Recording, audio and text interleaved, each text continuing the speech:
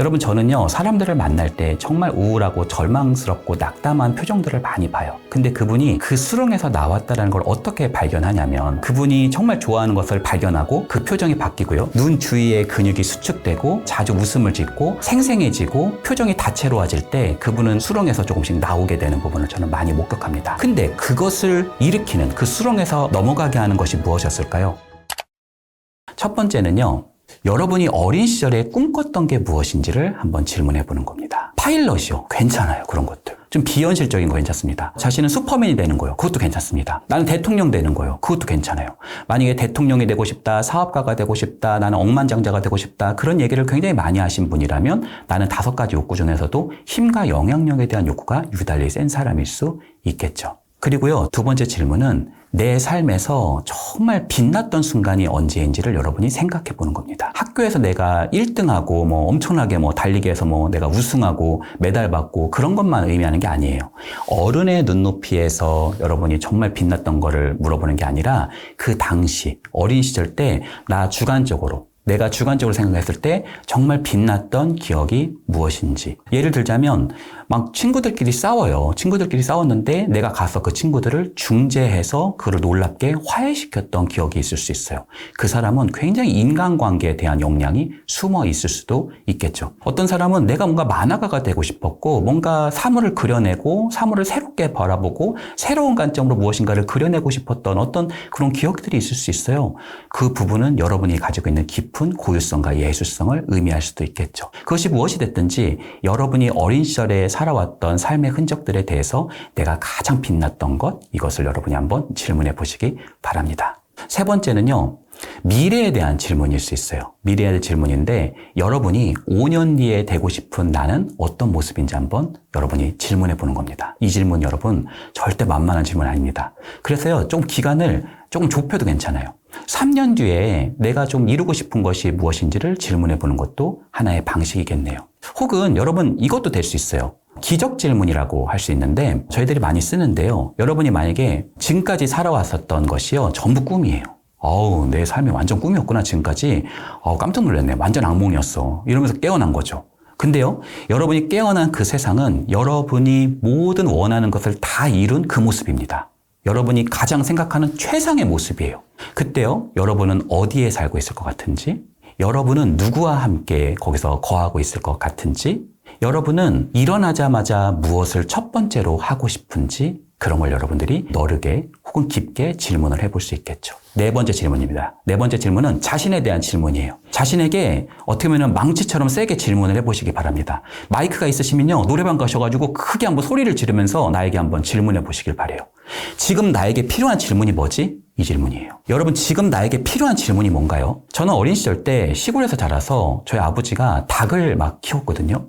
근데요, 그 닭을 키우면 거기서 병아리가 이렇게 깨어나는 거를 제가 여러 번 목격한 적이 있어요. 근데 줄탁동시라는 개념이 있습니다. 이렇게 알이 있을 때 이제 병아리가 밖으로 나와야 되잖아요. 그럴 때요, 그 안에서부터 부리를 툭툭툭 친다는 거예요. 근데 그거를 이제 보면서 어미가 나올 수 있게끔 부리로 툭툭툭 외부에서도 친다는 거죠. 그래서 이거를 줄탁동시라고 합니다. 외부에서도 부리가 쳐지고 안에서도 부리가 쳐지면서 알을 깨고 나오는 하나의 생명체가 탄생한다는 거죠. 어떤 면에서는 지금 나에게 필요한 질문이 뭐지? 이것은 여러분의 알을 어쩌면 둘러싸고 있는 것을 망치로 두드리는 질문이 있어요. 여러분 한번 그 질문을 반복해서 해보시기 바랍니다. 그리고 5번째 질문은 아까 여러분에게 말씀드렸던 부분입니다. 여러분이 가장 소중하게 생각하는 사람이 누구지?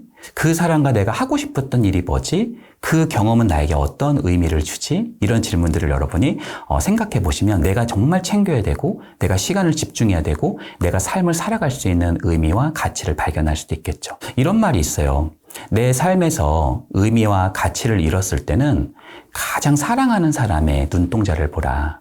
여러분이 잃어버린 그 눈동자 속에서 여러분이 잃어버린 의미와 가치를 재발견할 수 있을 것이다. 이렇게 이야기하기도 하죠. 6번째 질문은 즐거움에 대한 질문인데요. 여러분, 내가 뭘 즐거워했지? 잘 모르실 수 있잖아요. 사실 현재에는 내가 즐거운 게 없고 그냥 뭔가 내가 해야 되는 거에만 둘러싸여 있으니까. 그러면요, 언제 즐거웠던 게 있냐면 보통 여러분의 어린 시절 때 있어요. 어린 시절의 아이들은 순수하잖아요. 그리고 그 즐거움의 어떻게 보면 핵은 밤 늦은 시간에 있습니다. 여러분 한번 질문해 보시겠어요? 내가 밤 늦게까지 혹은 밤새도록 했었던 일이 뭐지? 밤새도록 했었던 놀이가 뭐지? 엄마한테 걸리면 굉장히 혼나는데 내가 이불 속에 숨어서 내가 했었던 활동들이 뭐지? 어떤 분은 그것이 레고일 수도 있고요. 어떤 분은 그게 어떤 책일 수도 있고요. 어떤 분은 그것이 숨어있는 어떤 게임일 수도 있죠.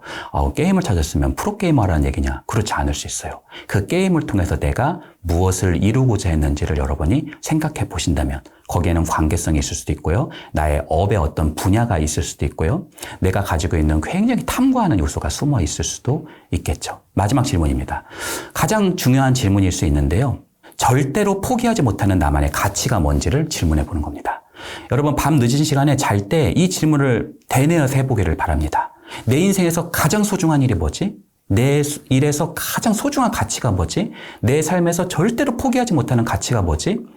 내가 지금도 너무너무 고통스럽고 굉장히 괴로운데 불구하고 나를 지금까지 지탱하게 만든 힘이 뭐지? 절대 포기하지는 것은 무엇이 있지? 이 질문을 여러분이 반복해서 되뇌어 볼 수 있겠죠. 그 이외에도 여러 질문들을 여러분이 해볼 수 있지만 이 7가지 질문이 핵심이다라고 여러분에게 말씀드리고요. 아마 책하고는 순서가 좀 다를 수도 있어요. 이 질문을요.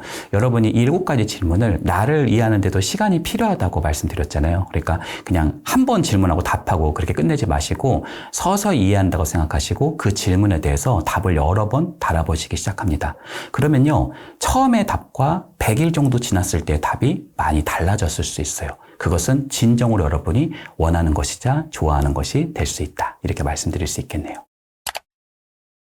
사실요, 좋아하는 것을 하는 것은 사실 일로 만들기 위해서 하는 것은 아닙니다. 왜냐하면 보통 일은요, 내가 좋아하는 것을 하지 않는 게 현실이에요. 보통은 회사는 어떻게 설립이 되나요? 고객의 수요에 따라서 형성되죠. 자기가 좋아하는 걸 하는 게 아니라 고객이 원하는 것을 하는 게 기업의 생리고요. 또 기업은 어떤 사람을 뽑냐면 자기 좋아하는 거 하려는 사람을 뽑는 게 아니라 회사가 원하는 인재를 뽑죠. 그러다 보니까 나는 회사에 맞춰서 고객에 맞춰서 삶을 사는 것이 일반적인 현실이다. 이렇게 말씀드릴 수 있어요. 그러면 좋아하는 것은 무엇이냐? 그것은 여러분 요즘에 부캐라는 이야기가 MZ세대에서 많이 나오고 있어요. 어떻게 보면은 내가 가지고 있는 일반적인 캐릭터가 아니라 밤이 되었을 때, 밤 늦은 시간이 되었을 때 새로운 부캐릭터를 의미하는 거죠. 또 요즘에는요, 디깅 모멘텀이라는 표현이 있습니다. 나에 대해서 깊게 한번 파보는, 탐구해보는, 무엇인가를 내가 조금 더 구축해보고 배워보는 이런 습관이 될 수도 있겠죠. 그리고요, 이런 부분들이 좋아하는 것이라고 본다면 어떤 면에서는 그것은 놀이이고요. 그것이 반복되었을 때 그것을 우리는 취미라고 얘기합니다. 그리고 그 취미는 우리 삶을 풍성하게 만들고 삶을 사람답게 살고 뭔가 행복하게 만드는 굉장히 중요한 동력이 되죠. 근데요, 놀라운 게 있습니다. 이것을요, 반복하다 보면 원래는 그냥 좋아해서 했던 거고 내가 즐거워서 했었던 것인데 거기에서 그 안에서 조금 잘할 만한 기지가 있는 것이 눈에 띄게 됩니다. 내가 이걸 좀 잘하네? 이런 게 좀 보이기 시작을 하는 거예요. 예를 들어서 나는 그냥 어린 시절 때 뭔가 드로잉 같은 거를 좀 하고 만화가 되고 싶고 그랬는데 부모님이 그거 하면은 거의 인생 망가진다 하면서 거의 그거를 반대하셔가지고 다 불태우시고 이러셔가지고 나는 그거를 못한 거예요. 그럼 나는 억울함에 젖어서 살 수도 있겠죠. 근데요, 그걸 작은 북캐릭터를 내가 삼으셔서 주말이든지 아니면 저녁이든지 그런 공동체 속에서 여러분이 무엇인가를 조금 여러분이 집중해 볼 수 있겠죠. 근데요, 거기서 나는 원래는 거대한 세계관을 만드는 그런 만화를 내가 그리고 싶었는데 해보니까 내가 네컷 만화 같은 걸 좀 잘 그리는 거예요. 이게 굉장히 좀 통찰력 있다 이런 표현들을 쓰기 시작을 하는 겁니다. 내가 좋아하는 것을 그 경험을 넓혀 나가다 보면 거기서 싹이 나오는 것들이 조금 보이기 시작을 합니다. 여러분 혹시 벤자민 프랭클린이라는 분 아시나요? 그분은 정치인이기도 하시고요. $100 지폐에 그려져 있는 그분이시기도 하시고요. 그리고 굉장한 중요한 음악가이시기도 하셨고, 여러분 피레챔 발견했다고 교과서에서 배우시기도 하셨죠. 유명한 발명가이기도 하시죠. 근데요, 그분이 정말 대단하고 천재적인 사람임에도 불구하고 그분의 취미가 뭐였는지 아세요? 그분의 취미는 체스였습니다. 근데요, 그분이 거의 매일 체스를 뒀다고 하고요. 약 50년 가까이 체스를 두었다고 해요. 근데 체스 실력은 일반인보다 조금 나은 수준이었다고 좀 전해지고 있습니다. 그러니까 여러분들이 좋아하는 것이 잘할 수 있는 일이 된다는 것은 하나의 티핑 포인트다라고 말씀드릴 수 있어요. 내가 99도의 물에서 있었는데 한 번을 뛰므로써 그 성질이 변하는 거. 액체가 기체로 변화하는 과정, 내가 한번 도약하는 그 과정에는 어떤 갭이 숨어 있을 수 있습니다. 그것은 그냥 내가 뭐 시간 남을 때 조금씩 내가 취미 생활로 해서는 사실은 불가능하고요. 거기에는 배울 학과 익힐 습이 있습니다. 저는 원래 운동을 잘 못하는데 그 중에서도 제가 그래도 잘하는 게 탁구였어요. 그래서 제가 제 친구를 한번 불러가지고, 그 친구는 원래 운동을 잘했거든요. 그래서 우리 탁구 한번 하자. 그랬더니 그 친구가 좋대요. 저희 집에는 탁구대가 있었거든요. 그래서 제가 그 친구를요, 이겼을까요? 졌을까요? 완전히 깼죠. 그 친구는 탁구를 모르는 친구고. 그래서 저는 막 서브도 넣고 막 스핀도 먹이고 막 이러면서 그 친구를 거의 막 제가 갖고 놀았던 기억이 있거든요. 근데 그 친구가 씩씩거리면서 두고 보자는 심정으로 집에 가더라고요. 그리고 몇 달 뒤에 저한테 다시 한번 탁구를 붙자는 이야기가 있었어요. 뭐 두세 달 정도밖에 안 돼가지고 뭐 해봐야 뭐 날 이기겠어? 이런 생각을 가지고 가볍게 시작을 했는데 이번에는 제가 게임이 안 되더라고요. 저는 사실 아버지한테 몇 번 배우고요. 제가 알아서 그냥 익힐 습만 하고 있었거든요. 근데 그 친구는 뭐가 달랐냐면 정말 탁구를 잘하는 그 공동체에 들어가서 제대로 배운 거예요. 그러니까 제가 아무리 거기다가 뭔가 막 스핀을 주고 해도 그 친구가 다 받고요. 제가 그 친구를 이길 수가 없더라고요. 잘하는 사람에게 여러분이 배우고 그것을 여러분의 것으로 만드는 것. 거인의 어깨에 여러분이 올라가는 것, 좋아하는 것 속에서 잘할 가능성 있는 걸 찾고 잘할 가능성에 싹이 보이는 것을 여러분이 배울 학과, 익힐 습을 여러분이 강화시켜주는 것. 그것이 시간의 너비 속에서 여러분이 정말 잘하는 것으로 변모될 수 있겠죠. 그것은요, 지금까지는 여러분들이 업이 있는 곳에 여러분이 따라갔단 말이에요. 회사든 어디든. 근데요, 여러분이 무엇인가를 정말 잘한다면, 내가 만약에 닭볶음탕을 잘한다면 내가 거기까지 안 가도 돼요. 그냥요, 뭔가 되게 교회 같은 데 이렇게 여러분이 세우셔도요, 내가 정말 잘하면 사람들은 거기로 따라오게 됩니다. 업이 출현하게 되는 거죠. 그러니까 여러분이 무엇인가를 정말 잘할 수 있는 지점이 된다면 부캐가 어느 순간 갑자기 내 원래 캐릭터를 역전하게 되는 현상. 좋아하는 것을 여러분이 꾸준히 하고 거기에서 잘할 가능성 있는 걸 찾고 정말 잘할 수 있는 것을 발견한다면 좋아하니까 잘할 수 있고요. 잘하니까 정말 좋아지게 되기도 하겠죠. 사실 좋아하는 것과 잘하는 것은 수미 쌍관의 형태를 보이고요. 둘은 그다지 다르지 않다. 동전과 앞뒷면에 같다라고 말씀드릴 수 있고, 저는 그것을 여러분의 가지고 있는 귀한 원석이자 여러분이 가지고 있는 원형이다. 이렇게 말씀을 드립니다. 여러분, 좋아하는 것을 찾는 것은 내가 그것을 해서 나중에 더 레벨업 하자, 내가 뭔가 대단히 성공하자, 사실 그런 동기를 하시면 좋아하는 것을 하기보다는 또 뭔가 세상에서 요구하는 것을 하게 될 가능성이 크거든요. 그러니까 여러분들이 좋아하는 것을 하실 때는 순수하게 여러분 제가 드렸던 질문이라든지 경험의 폭을 넓히면서 여러분의 잠재태, 여러분의 어떤 웅덩이를 조금 폭넓게 만드시기를 바랍니다. 그리고요, 그러한 시간과 공간에 거할 때 여러분은 아마 많이 행복해지실 거고요. 행복이 거기 있었다라는 것을 깨달으실 거라고 생각합니다. 여러분, 저는요, 사람들을 만날 때 정말 우울하고 절망스럽고 낙담한 표정들을 많이 봐요. 근데 그분이 그 수렁에서 나왔다라는 걸 어떻게 발견하냐면 그분은 그분의 얼굴을 볼 수가 없잖아요. 그렇죠? 놀랍죠? 어떻게 보면 우리 모두는 다른 사람들의 얼굴은 다 볼 수 있는데 내 얼굴은 볼 수가 없어요. 근데요, 저는 그 사람의 얼굴을 볼 수 있잖아요. 심지어 첫 번째 만났을 때와 10번째 만났을 때, 20번째 만났을 때 그 표정이 어떻게 바뀌는지를 아는 부분이 있거든요. 그때요, 제가 그분이 정말 좋아하는 것을 발견하고 그 표정이 바뀌고요. 눈 주위에 근육이 수축되고 그분이 뭔가 자주 웃음을 짓고 생생해지고 표정이 다채로워질 때 그분은 수렁에서 조금씩 나오게 되는 부분을 저는 많이 목격합니다. 근데 그것을 일으키는, 그 수렁에서 넘어가게 하는 것이 무엇이었을까요?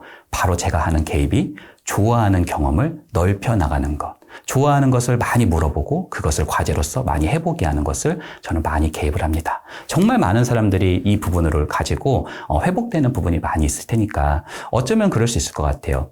내가 우울한 까닭은 내가 너무 인생이 재미없는 것으로만 점철되어 있는 것은 아니었을까? 여러분이 한번 질문해 보시고요. 거기서 한번 나올 수도 있겠죠.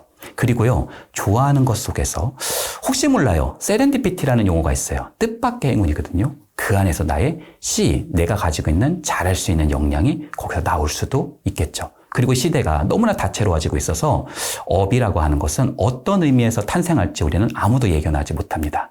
여러분의 가능성을 여러분들이 계속 거주하는 시간을 늘리다 보면 그 안에서 여러분의 어떻게 보면 좋은 열매, 여러분의 어떤 토대, 여러분의 귀한 원석, 이런 부분들이 발견될 수도 있다. 저는 그것을 그 사람이 가지고 있는 자기 실현이다, 이렇게 표현을 합니다. 여러분에게 그러한 삶이 많이 이어지기를 응원합니다.